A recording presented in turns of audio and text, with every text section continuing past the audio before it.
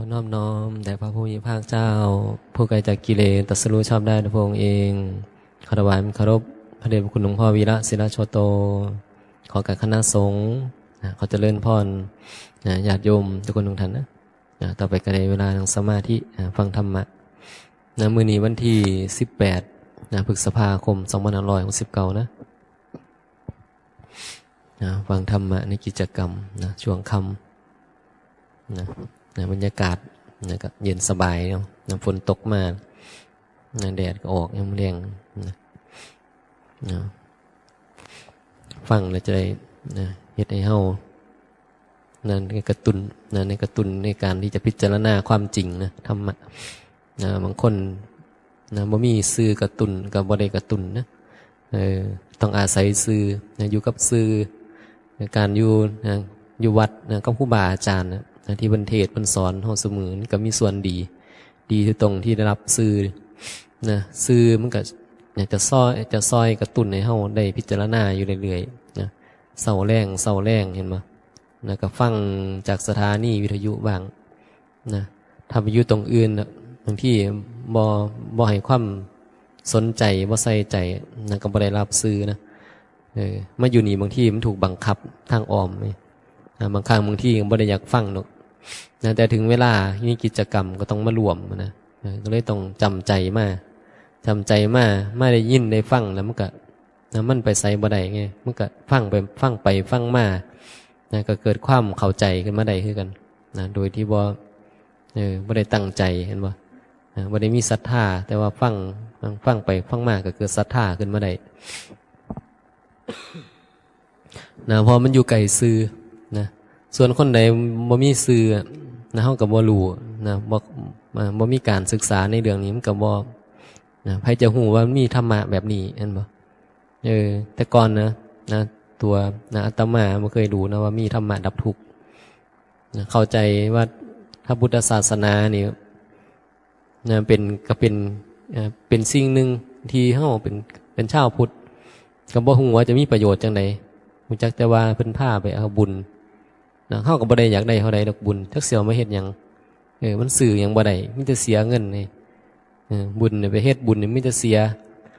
เสียเงินเสียทองเสียสิ่งเสียของเสียเวลาแทบจะบ่ได้อีหยังกลับขึ้นมาเห็นบ่ก็เลยบ่ค่อยสนใจเรื่องบุญท่านการกุศลเท่าใดดอกเรื่องศาสนาพุทธนี่บ่ค่อยได้สนใจถึงจะแต่น้อยเคยใส่บาตรไปวัดจังหันก็เคยแล้วใหญ่ขึ้นมาคันในเฮ็ดด้วยตัวเองนี่ก็แทบจะบ่ดิ้นรนที่จะเฮ็ดบางครั้งบางที่มันเหมือนโดนบังคับวันศีลวันพระวันสำคัญพ่อแม่ก็อยากให้ไปวัดเห็นบ่ไปเอาบุญเนี่ยเป็นหยังไปทำบุญเนี่ยเป็นหยังสินอนตื่นสวยแท้ตื่นเพ่นบ่เนี่ยถูกบังคับก็จำใจก็ได้ไปโดยที่บ่ได้คือบ่ได้เห็นค่าบ่ได้เห็นประโยชน์บ่รู้ดอกว่ามีไว้หยังศาสนาพุทธมัน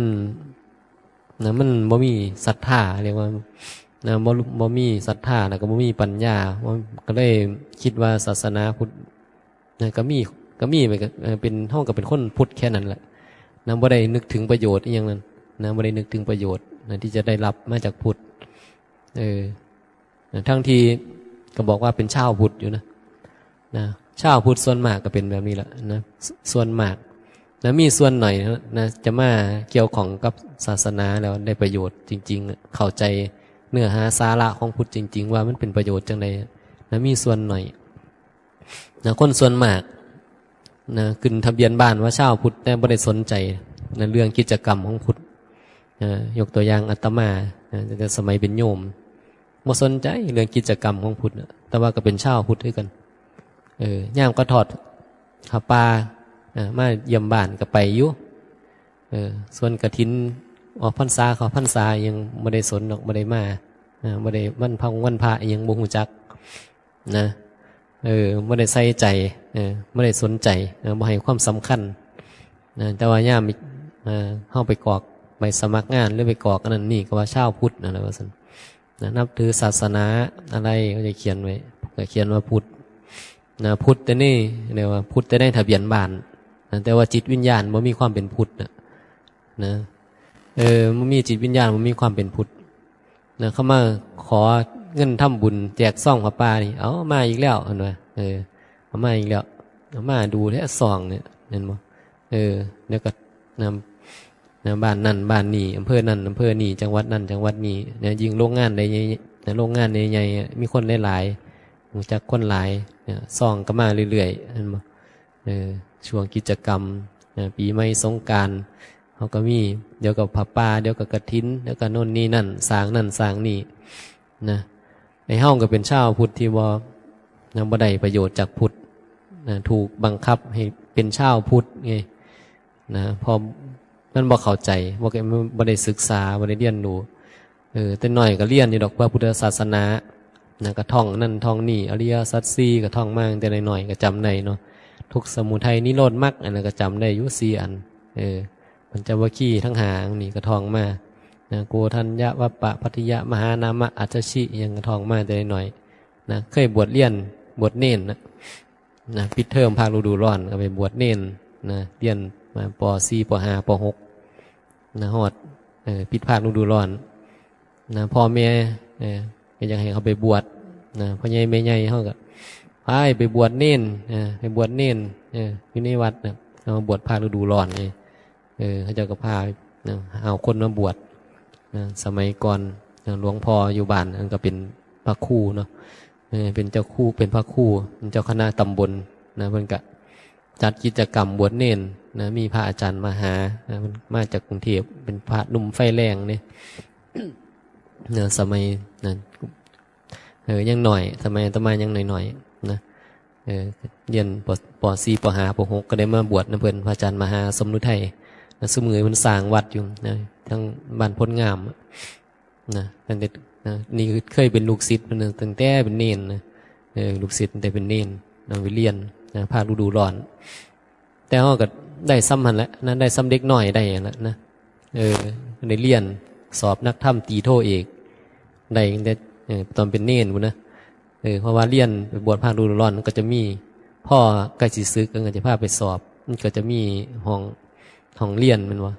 โรงเรียนไปสอบอยู่โรงเรียนในโรงเรียนนั่นก็ให้ไปสอบแล้วได้ใบประกาศมาก็มาเก็บไว้ใส่ตู้ไว้ซื้อมันแต่บ่ได้ความรู้แต่ใบประกาศนี่มีความรู้ยังบ่ได้ยังมา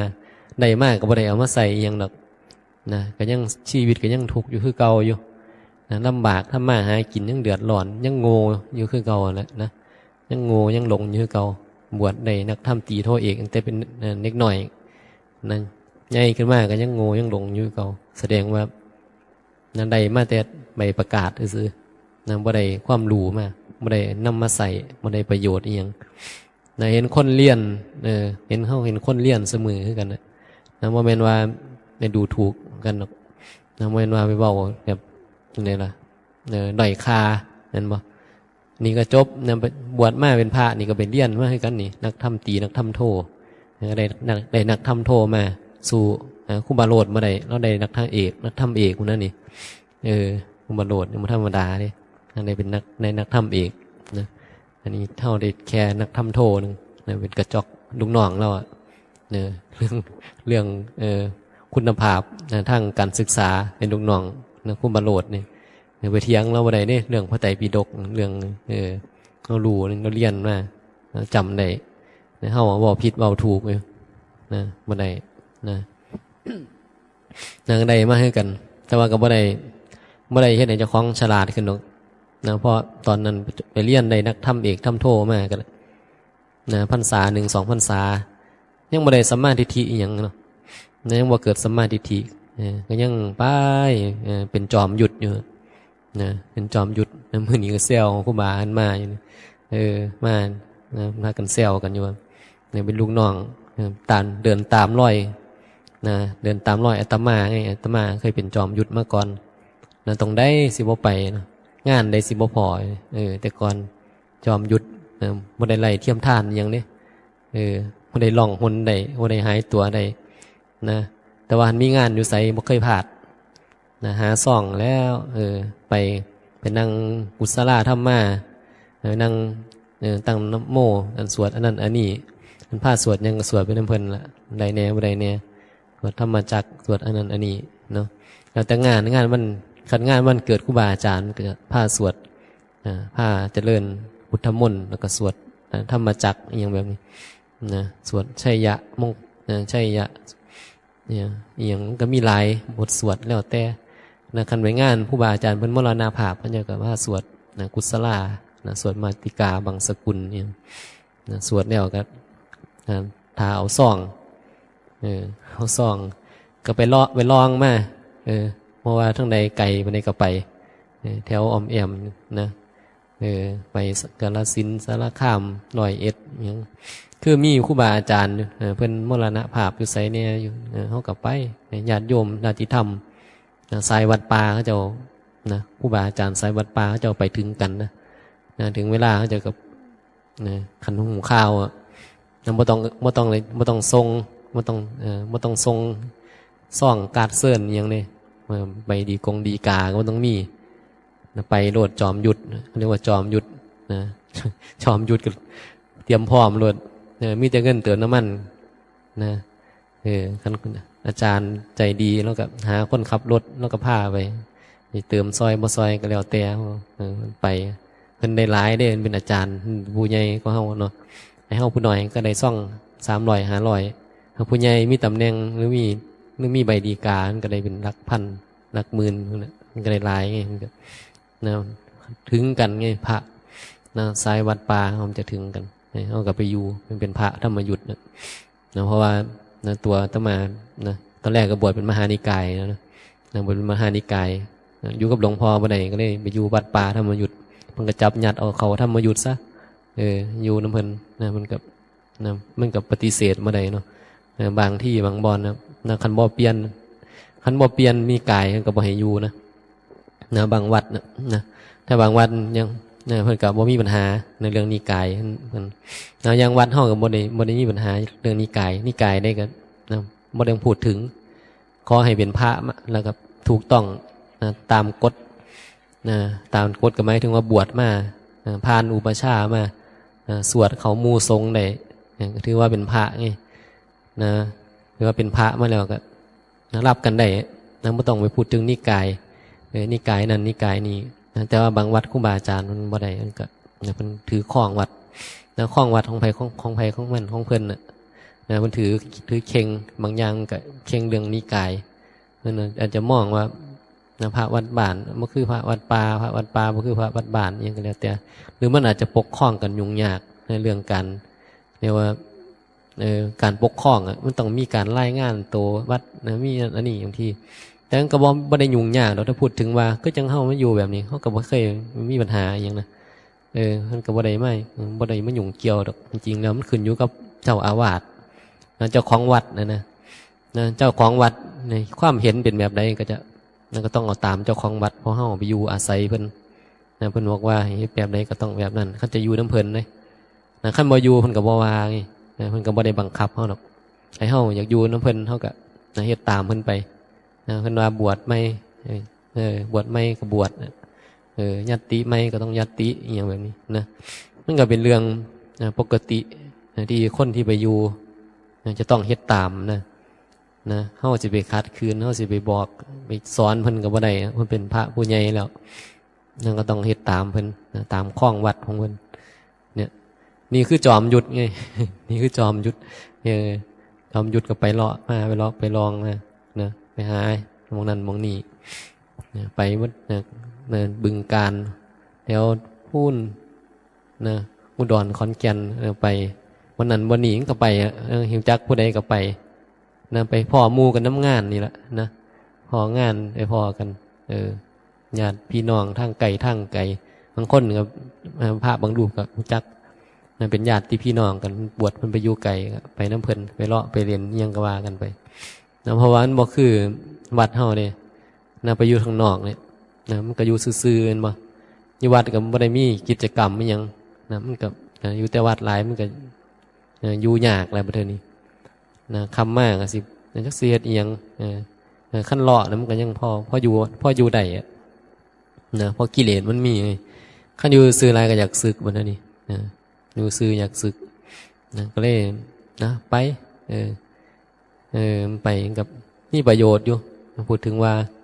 นะไปดูไปศึกษาไปเรียนรู้นั่น นะประโยชน์ก็ได้นะได้ไปเห็นได้ไปรับได้ไปเห็นได้ไปรู้นั่นรู้นี่นะเป็นส่วนที่มีประโยชน์ก็มีนะส่วนปัญหาคือเฮาบ่เข้าใจธรรมะแค่นั้นเองนะไปนั้นบ่มีปัญหาหรอกนะปัญหาคือเฮาบ่เข้าใจนี่แหละพอเฮาบ่เข้าใจธรรมะนี่เฮาไปตรงไหนนะปัญหาคือเฮาก็ยังเป็นทุกข์อยู่นะเฮาก็ยังทุกข์เฮายังโง่อยู่นะแล้วมันก็บ่ได้หยังพร้อมนะอยู่กับไปมันเท่ากันคือมันคือปรากฏการณ์ที่มันบ่เป็นหยังนะอยู่นี่อยู่ไปก็อยู่ไปซื่อเนี่ยนะอยู่นี่เห็นบ่ซั่นนะมันก็บ่ได้หยังนี่มันก็บ่ได้เป็นหยังนี่นะสิ่งที่ปรากฏก็เรียกว่าธรรมชาติมันบ่ได้เป็นหยังอยู่แล้วนะอยู่ก็ไปมันก็เท่ากับศูนย์น่ะเห็นบ่แต่บางที่เฮาไปนะเฮาก็ไปเห็นนั่นเห็นนี่มันก็เท่ากับศูนย์อยู่ดีน่ะนะ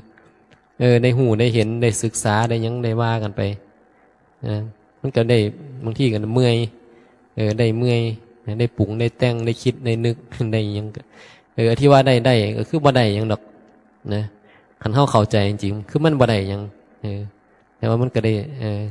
แค่ได้ศึกษาคันเป็นเข้าใจนะครับได้คันมีสัมมาทิฏฐิแล้วมันก็ได้แค่ได้ศึกษานะแล้วก็บริหารขันธ์แต่ถ้าบ่มีสัมมาทิฏฐิควบคู่นะไปมันก็ไปเสพนะส่วนมากไปเสพมันคือบางที่มันอาจจะถูกใจบางที่ก็อาจจะผิดใจนะที่นะก็ไปล่าตามล่าตามล่าล่านั่นล่านี่นะมันก็เลยเฮ็ดให้ตัวเองเดือดร้อนนะเพราะว่าเฮาบ่รู้ธรรมะนี่มันหลงคนหลงน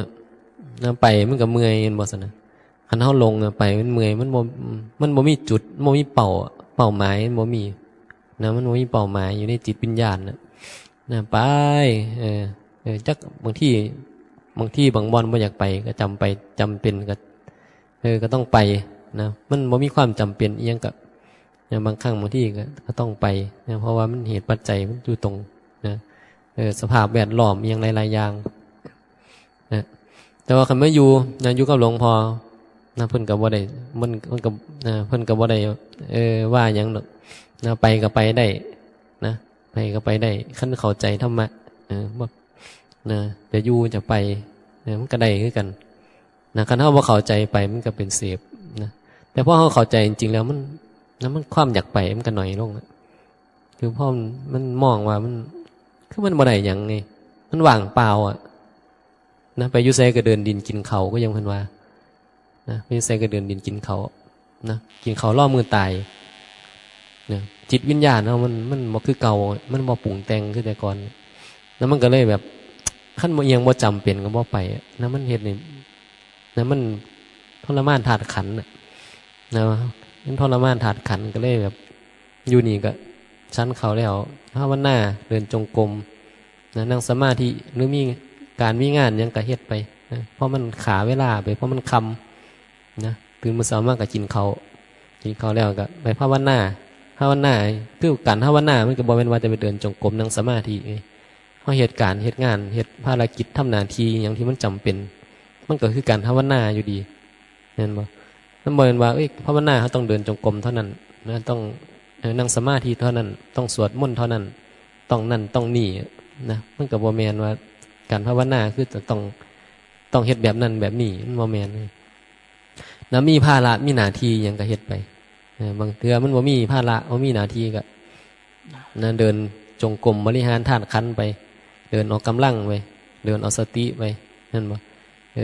คันมันมีเหตุมีแต่ต้องมีหน้าที่มีภาระอย่างนี้มันจำเป็นก็เฮ็ดไปนะเฮ็ดไปภาวนาศึกษาไปนำก็บ่มีหยังไงมีซ้ำนี้นะเรื่องของธรรมะเป็นเรื่องง่ายๆนะบริหารก่อนทุกข์นะดูแลสงเคราะห์ก่อนทุกข์พอเฮาฮู้แล้วนะการบริหารการทำงานดูแลสงเคราะห์ก่อนทุกข์นะมันก็มีการศึกษาอยู่ในตัวเพราะว่าเข้าใจแล้วนี่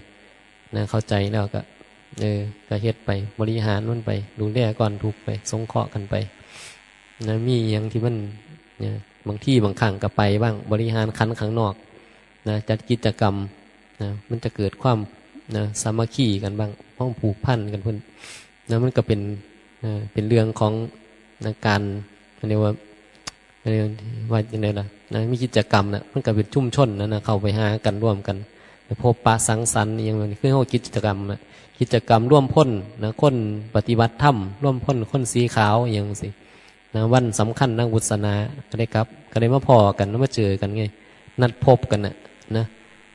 มันก็เป็นนั่นทนาการอย่างต่างๆเนี่ยมันก็เห็นในขันของเขามันได้บริหารพร้อมแล้วก็มีการศึกษาไปนำก็จังเข้าไปนั่นไปนี่มีกิจกรรมไปเดี๋ยวไปเที่ยวตรงนั้นเนาะวัดนั่นวัดนี่ก็ว่าภาษาโลกเขาว่าไปเที่ยวมันว่าภาษาธรรมก็ว่าไปนะไปดูไปเบิ้งไปกราบพระอย่างนี้ก็ว่ากันไปกราบพระวัดนั่นไปกราบพระวัดนี่ไปทักไปบริหารขันนะขั้นว่าไปเที่ยวมันเหมือนโลกหมดหาเลาะก็ยังนะแต่มันก็บอกมันการเดียวกันนะคือภาษาบอกอาจจะแตกต่างแต่ว่าความเป็นจริงก็คือไปเบิ้งไปดูไปศึกษาไปเห็นนะมันคันว่าเข้าใจถ้ามากับไปเสพนะไปแล้วมันก็เสพนะเพราะมันมีความโง่หลงนี่เขาไม่ได้มีการศึกษานี่มันก็เสพก็เป็นสุขหรือเป็นทุกข์แค่นั้นเองนะไปวัดนั่นวัดนี่พระพุทธเจ้าพระพุทธรูปใหญ่เจดีย์ใหญ่วัดศักดิ์สิทธิ์คือคันบ่ได้มีการศึกษาบ่ได้คิดนะบ่ได้คิดที่จะละอุปทานขันนะมันก็ไปเสพตัวตนมันก็ว่ามาขอพรให้ถึกเลขเด้อเห็นว่ามาขอพรให้สำเร็จเด้อการงานให้เจริญรุ่งเรืองสุขภาพร่างกายความเจ็บไข้ได้ป่วยที่เป็นอยู่นี่ไกมันหายคันบ่เป็นก็จะให้มีโรคมีภัยไข้เจ็บอายุยืนยาวให้ได้แต่ทรัพย์สินเงินทองลาภยศตำแหน่งให้เจริญก้าวหน้าอย่างก็ว่าไปเห็นบ่ขอนั่นขอนี่บ่มีลูกก็ไปขอลูกบ่มีผัวก็ไปขอผัวอยากได้เมียก็ไปขอเมียอยากได้นั่นได้นี่ขอเจดีย์ศักดิ์สิทธิ์ขอพุทธรูปศักดิ์สิทธิ์น่ะตรงไหนศักดิ์สิทธิ์น่ะแล้วก็ไปขอไงเขาไปเสพพวกเรานั่นน่ะคือไปเสพนะเฮ็ดเองบ่ได้หาเองบ่ได้ทำเองบ่ได้ลงมือปฏิบัตินะอีหยังเองบ่ได้ก็ไปอ่อนวอนขอร้องเอานะบางคนก็สมหวังบางคนก็ผิดหวังนะคือเข้าไปค้ำชะโนดนะแต่ก่อนมันดังเขาผ่านไปขอเลขคนแห่ไปมือนึงเป็นหมื่นเป็นแสนคนนะเดือนนึงจังเท่าใดคนพ่อมันไว้มามันก็เริ่มบ่ถือเครื่องมือกันลอยล้อแล้วก็บ่มีเตาง่อยกันละเห็นบ่ก็ดังชั่วข้าวเนี่ยคันครูบาโรดบอกเลขถึงนี่ก็ดังปุ้งๆกันเลยสร้างวัดสวมขีนี่ก็สำเร็จเลยเทศเซลครูบาโรดเนี่ยครูบาโรดเพิ่นมักบอกเลขเนี่ยเพิ่นนั่งภาวนาเพิ่นบอกเลขถึง3 งวดนี่บ่ต้องห่วงนะวัดสวมขีนี่บ่มีแต่สวมแล้วว่าเท่านี้นะเป็นยังขึ้นเรื่องวัดสวมขีนี่เป็นยังคือตั้งวัดสวมขีหลวงพ่อเพิ่นเซลไงครูบาโรดไปสร้างวัดสิ่งแรกที่ครูบาโรดสั่งคือสวมไงบ่ได้มีอย่างอื่นนี่มีแต่สวมนี่ยังจำในอยู่มือแรกไปส่งเพิ่นไปนอนอยู่วัดนะวัดสวมขีนะฝ่าฝนลมแห้งในมือนั้นนะส่งครูบาโรดแล้วพากันเขาไปได้สกลฝนก็แห้งลมก็แห้งพาอยู่เขานะครูบาโรดอยู่ไหนเนาะคิดอยู่นอนอยู่ในสวมว่าซั่นนอนอยู่ในสวมแล้วมันบ่มีบ่งอยู่ไงนะจะไปสร้างสวมไว้ก็บ่ได้มีหม่องพักนี่มือนึงครับแต่ว่ากับเพิ่นไปอยู่ที่แรกคักของเพิ่นอยู่นะฝ่าฝนลมมาแห้งเลยครับนะบ่ธรรมดาเลยอยู่วัดมือแรกเพิ่นบ่เทวดาจะมันดีใจหลายนะปล่อยฝนตกห่ำหัวโลดนะเปียกเบิ้นแล้วต้องได้ไปรีนอนในสวมก็เลยตั้งแต่มื้อนั้นมาหลวงพ่อก็เลยตั้งให้วัดสวมขีว่าซั่นก็ได้เป็นวัดแต่ว่าตอนนี้มีกุฏิแล้วนะสร้างไปให้แนวหลังนึงแต่กับมีแต่หนูนะนอนนะคนพระบ่ยอมไปอยู่สร้างให้หนูเพิ่นบารมีหลายนะมีประโยชน์หลายนะหนูไปอยู่ก็ดีนั่นแหละนะคนไปอยู่นะย่ำนะแต่ก็บ่แน่นะน่าจะมาอยู่ก็ได้นะส่วนมาอยู่สังคุยเอาไว้เป็นความเห็นเป็นความคิดสุดท้ายว่าซั่นว่าวัดสังคุยนี่เป็นสถานที่สุดท้ายนะต้องไปหาวันอื่นให้มันเบิดซะก่อนเบิดวันไปกันนะเบิดวันอยู่กันสิกลับมาอยู่น้ำหลวงพ่อว่าซั่นหลวงพ่อนี่ของตายขึ้นมามาอยู่ตอนไหนก็ได้ว่าซั่นนี่ละนะนี่กับมันก็เป็นเรื่อง มันก็เป็นเรื่องของความเห็นนะความรู้สึกคือเฮาเข้าใจนะคนมาอยู่กันแล้วแต่เอาที่สบายใจครูบาก็จะบอกครูบาโลดอยู่หรอกมื้อนี้สิอบยาบ่ขึ้นศาลาง่ายหยังเอาเลยว่าเอาที่สบายใจให้ก็เฮ็ดบ่โลดแล้วแต่ทุกคนมาอยู่เอาที่สบายใจไงมันจะไปบังคับผู้ใดต้องแบบนั้นแบบนี้ต้องจัดการนะบ่ถ้ามันบ่เบียดเบียนคนอื่นนะก็เฮ็ดไปแล้วแต่ก็คิดว่าอันไหนมันเป็นประโยชน์ก็เฮ็ดเอาในบ่เป็นประโยชน์พิจารณาเอาเองนะอย่าบ่มีบังคับพอมองแล้วมันก็บ่ได้หยังไงก็เลยบ่อยากจะไปจัดการอีหยังนะบ่อยากไปจัดการอีหยังนะมันเรื่องทุกอย่างนะที่มันมีอยู่ก็เป็นแค่เหตุการณ์ที่มันปรากฏเกิดดับเป็นบ่ถ้ามองดูโดยธรรมแล้วคือมันจัดการยังบ่ได้แม่นจัดการก็แค่นั้นแหละนะจัดการไว้ก็มันก็เท่านั้นแหละนะมันก็เป็นสิ่งเกิดดับอยู่เหมือนเดิมนะก็เลยเฉยๆกับเรื่องต่างๆแต่ก่อนบ่ได้เด้นะถ้าผู้ใดนะบ่อยู่ในกฎกติกาบ่มีระเบียบวินัยยังก็จะต่อต้านนะต่อต้านหนักเลยล่ะนะต่อต้านหนักนะเอาจริงเอาจังเพราะว่ารู้ว่าแต่ก่อนนี่นะครูบานี่ฟังเทศน์หลวงพ่อชาหลวงปู่ชานะกับหลวงปู่ลานี่นะจะเข่งขัดในเรื่องวินัยมากคือมันจริตเท่ามันเป็นแบบนั้นไงฟังหลวงพ่อบ่เข้าใจนะครูบาอาตมาก็เลยฟังหลวงปู่ลากับหลวงปู่ชาส่วนหลายเพราะว่าฟังเทศน์หลวงพ่อบ่เข้าใจเราจริตเท่าเป็นแบบนั้นนะจริตที่แบบบ่าคอวัดนะเข่งคอวัดนะฟังบรรเทศอันนั้นอันนี้เขาเอามาฝึกมันก็เกิดสติขึ้นมาได้จากนั้นมองว่ามีประโยชน์นะนี่ประโยชน์มากอยู่แต่ว่ามันก็เฮ็ดยากนะในเรื่องรูปแบบพจน์บัตรอย่างต่างๆใช่ว่ามันจะเฮ็ดได้ง่ายๆนะเขามองเหมือนง่ายๆแต่มันบ่ง่ายแต่ว่าจริตมันไปทั้งนั้นไงมันอาจจะเป็นด้วยเหตุว่าตอนสมัยเป็นโยมก็ถูกเขาฝึกมาไปอยู่น้ำฝรั่งกับฝึกให้เขาแบบต้องเฮ็ดแบบนั้นแบบนี้เป๊ะนะฝรั่งมาตรฐานมันสูงนะเวลาไปเฮ็ดงานในเขาเนี่ยนะเขาจะคัดงานนะเขาแบบเขาตรวจสอบQC QA เขามันนะเขาออดิตงานแล้วเทื่อนี่รถเขาแต่ละคันนี่ประกอบ3 มือก็บ่แล้วนะไอ้เฮาประกอบมือหนึ่ง3 คันพุ่นนะคันฝรั่งหนีบ่ได้ในคนไทยจับยัดใส่อย่างเดียวจักอันใดเป็นอันใดน็อตตัวใดเอาปืนอันเดียวเรียกว่าเครื่องมือแจอันเดียว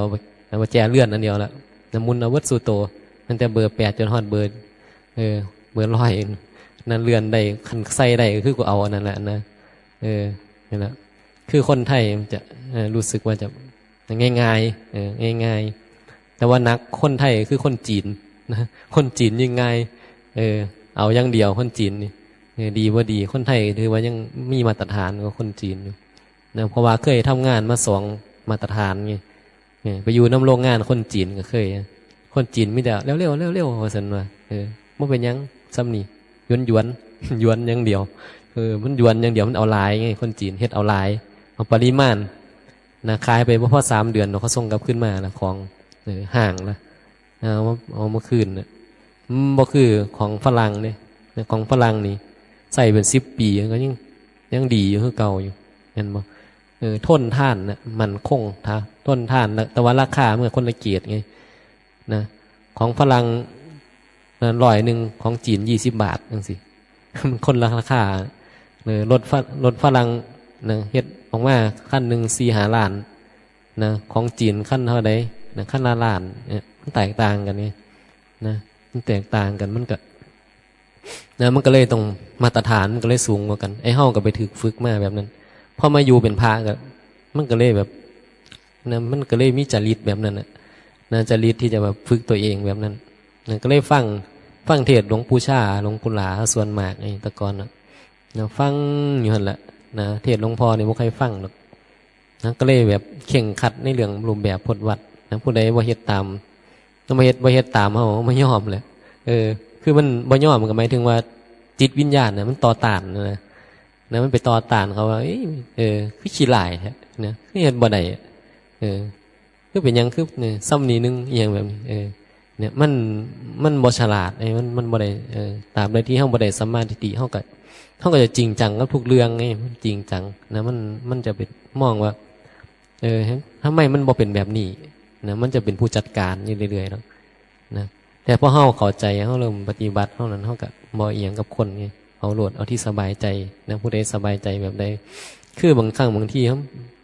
มันเป็นการไปกดดันคนอื่นนะไอ้เรื่องรูปแบบพจน์วัดเอียงต่างๆเนี่ยนะในเมื่อบางคนมันเฮ็ดเขาเฮ็ดบ่ได้เขาบ่สามารถที่จะนั้นได้มันก็กลายเป็นว่าเฮาไปบังคับคนอื่นให้เฮ็ดน่ะพอหยังพอสนองกิเลสตัณหาเฮาไงนะเฮาอยากนะเฮาก็เลยอยากให้คนอื่นเป็นแบบนั้นแต่ความเป็นจริงแล้วนะมันมันบ่เป็นแบบนั้นหรอกมันต้องธรรมชาติน่ะมันบ่เหมือนกันไงโดยธรรมชาติแล้วแต่ละคนมันบ่คือกันน่ะจริตนิสัยมันบ่คือกันมันก็เลยนะไปบังคับกันบ่ได้นะก็แล้วแต่อันใดที่มันบ่เบียดเบียนอันนั้นก็เฮ็ดไปแต่อันไหนมันเบียดเบียนเฮาก็เตือนๆกันว่าบ่ได้นะอันนี้มันมีโทษนะมันเบียดเบียนอย่าไปเฮ็ดอันใดที่มันมีโทษนะแล้วก็เตือนเอาแต่สิ่งที่มันมีโทษนะอันไหนบ่มีโทษก็เลยอนุโลมปฏิโลมยืดหยุ่นนะปล่อยให้เป็นอิสระมันก็สบายไงนะบางทีบางครั้งมันก็ปล่อยเป็นตามธรรมชาติคันเฮาไปจัดการอย่างไรเฮาเป็นทุกข์นะแล้วมันก็บ่ได้หยังพร้อมการจัดการยังบ่ได้หยังพร้อมเฮากินข้าวล่อมือตายซื่อนี่มันทำมาเหมือนแบบนี้ก็เลยทุกมื้อนี้ก็เลยแบบบ่ค่อยอีหยังกับคนนะก็เฮ็ดเท่าที่เฮ็ดได้ให้ไผเฮ็ดได้ส่ำใดก็เฮ็ดส่ำนั้นนะยังมีความรู้ความสามารถในก็เฮ็ดไปแล้วมันก็อยู่นำกันได้นะเฮาปรับตัวเฮาปรับตัวเขาปรับตัวต่างคนก็ต่างปรับมันก็อยู่นำกันได้นะก็บ่มีปัญหาแต่ถ้าเฮาบ่ยอมนะเฮาบ่ยอมปรับตัวมันก็อยู่กันนำกันยากนะมันก็จะไปกดดันกันนะไปสร้างปัญหานี่มันคือเรื่องธรรมะไงธรรมะมันเป็นแบบนี้นะมองแล้วมันก็สุดท้ายคือมันบ่ได้หยังนะมีสิ่งที่จะได้คือความตายเท่านั้นนะเบื้องหน้าของเฮาคือความตายเฮาไปงานศพคนอื่นเฮาอย่าไปมองแค่ว่าโอ้ตายแล้วเนาะเป็นหยังคือฝ่าวตายแท้ยังเฮาจงมองว่าโอ้นี่เนาะเฮามื้อนึงเฮาก็สิตายว่าซั่นแต่คนหนุ่มคนเฒ่าคนสาวคนแก่ยังก็ตามนะโอ้นี่ตายแล้วนะเฮาก็สิตายคือกันแล้วว่าซั่นนะให้คิดจังซั่นเนี่ยดีกว่าคิดว่าโอ้คือฝ่าวตายแท้ยังบ่ทันละเฒ่าอยู่คือบ่สิฝ่าวตายไปทางใดนี่คือบ่ทาให้เฒ่าสักก่อนเนี่ยเห็นบ่ตัวเองก็สิตายมื้อใดก็บ่ฮู้จักสิเฒ่าบ่เฒ่านี่ไปคิดห่วงเขาอยู่เห็นบ่ซั่นน่ะบ่ได้พิจารณาเบิ่งว่าโอ้กูสิบ่ตายคือกันกับเขานี่บ่ยังบ่ทันเฒ่าก็สิตายคือกันเนี่ยบ่ฮู้มื้อใดสิตายก็บ่รู้นะมันบ่แน่บ่นอนไงไอ้ความตายอยู่มื้อนี้บ่เจ็บบ่ป่วยเจ้าก็สิฮู้ว่ามื้ออื่นสิบ่ป่วยนะมันเป็นไปได้หมดนะตายในทุกมื้อไอ้ความตายนึกว่ามันแขนคออยู่แขนคอเฮาอยู่แล้วก็ถึงมันบ่ตายมื้อนี้เดี๋ยวมันก็ตายอยู่ดีมื้อใดก็สิตายอยู่คือเก่านะมันบ่ได้หยังนึกว่ากินข้าวรอมื้อตายแล้วมันก็บ่ได้หยังก็บ่รู้จะไปทะเลาะกันเท่าหยังนะบ่รู้จะไปเถียงกันทำไมบ่รู้จะไปกดดันกันทำไมจะไปหาเรื่องทำไมอยู่แบบบ่มีเรื่องเนี่ยมันสบายไงเนี่ยเข้าทางเทศหลวงพ่อเลยอยู่แบบบ่มีเรื่องหลวงพ่อบันเทศไว้บางคนบ่เข้าใจนะหาแต่เรื่องมือนึงหาแต่เรื่องบางที่คนใดมักหาเรื่องนะก็เลยเบื่อไงนะคุยนำกับขี้คร้านเว้าแล้วมันคุยกันบ่รู้เรื่องจะเอาแบบนั้นจะเอาแบบนั้นนะบ่ยอมบอกว่าฟังเนี่ยเป็นหยังมันโนแมนกันยังบ่เถียงกันดันนี่นั่นมันเป็นทุกข์นะบางทีเข้าใจหรอกเพราะว่าคนนั้นบ่เขาพ่อบรรลุธรรมะเนี่ยแล้วมันก็จะดันนั่นคือว่าดื้อดันทุลังไงดันจะเอาเรื่องให้ได้นะจะเอาเรื่องให้ได้ทั้งที่มันก็บ่ได้มีอีหยังแต่กูจะเอาเรื่องให้มันเอาเรื่องเขาให้ได้นะกูบ่ยอมบอกว่ามันกระสร้างมันบ่มีมันบ่เรื่องเบียดเบียนก็แล้วไปนะก็ฟังติล่ะฟังครูบาอาจารย์นะฟังถึงบ่คิดว่าเป็นครูบาอาจารย์ก็ต้องฟังเตือนได้มั้ยอุตส่าห์ซอยบอกซอยเตือนก็บังดีนะแต่บางคนบ่ได้ไงกลายเป็นมีโทษอีกนะความหวังดีเฮากลายเป็นมีโทษนะกลายเป็นว่าเฮาไปขัดใจเขาขัดใจแล้วเขาก็บ่พอใจเฮาตั้งข้อหาเขาอีกเนี่ยหาเรื่องก็เป็นทุกข์แล้วบัดนี้นะมันก็ธรรมดาเด็กน้อยเครียดให้พ่อให้แม่เป็นเรื่องธรรมดาแล้วพ่อแม่บ่สามารถที่จะเฮ็ดตามได้ เฮาเป็นเด็กหน่อยมันก็ดื้อเนาะเด็กหน่อยมันก็ดื้อกระดันนะอยากได้ให้เอาอยู่หั่นล่ะนะคัดละงองแรงแงงก็พ่อแม่บ่มีความสามารถบ่สามารถที่จะหาให้ได้เฮ็ดให้บ่ได้บางสิ่งบางอย่างนะมันเกินกำลังเกินความสามารถหรือมันบ่มีนะมันบ่พร้อมหรือมันบ่ดีบางทีสิ่งที่อยากได้มามันบ่ดีมันมีโทษนะพ่อแม่ก็บ่เฮ็ดให้แต่บางทีมันก็ดีอยู่หรอกแต่มันหาให้บ่ได้โอ้ยเห็นรถงามอย่างใดรถงามบ่มีเงินซื้อให้อย่างใดนี่บ่ให้เอาคือจังเด็กน้อยมันก็บ่ได้นั่นบ่บางสิ่งบางอย่างมันเฮ็ดให้บ่ได้ไงแล้วการเฮารู้ทำมาแล้วมันก็คงต้องเข้าใจด้วยเหตุด้วยผลคำอธิบายก็มีคำอธิบายทุกอย่างนะพ่อแม่อาจจะบอกว่า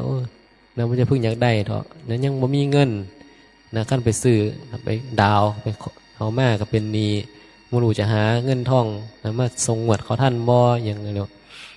นี่ก็ต้องคิดพิจารณาไงบ่เป็นว่าไม่แต่ตัวเขาเองนั่นนะบางคนนี่อยากได้ทนกิเลสจากความมาไหวมันจังว่ามันเป็นหนี้นะคนทุกมือนี่นะเขาฉลาดนะเขาเอาเหยื่อมาหล่อเขาให้เอามาใส่ก่อนเห็นบ่จังเอามาผ่อนที่หลังนะไอ้เฮาอยากได้เนี่ยอยากได้มันทนมาไหวนะเดี๋ยวก็ค่อยมาหาเรียกว่าขอให้ได้มาก่อนนะเขายังไม่ดิ้นร่นนะหาเงินมาส่งเขาสุดท้ายมันก็เลยไปบ่รอดตายตายค่าตายหมายถึงว่าเป็นหนี้หาไปหามามันก็สุดท้ายมันก็รัดนะครับตัวเองเขาเนียนเขามันก็ไปบ่รอดก็ต้องทิ้งบางสิ่งบางอย่างนะซื้อบ้านซื้อรถซื้อนั่นซื้อนี่ไว้ก็หนีท่วมหัวก็ต้องสลัดออกนะที่มันก็เฮ็ดให้ตัวเองลำบากเพราะว่ากิเลสไงไอ้กิเลสเนี่ยมันหลายจริงๆนะมัน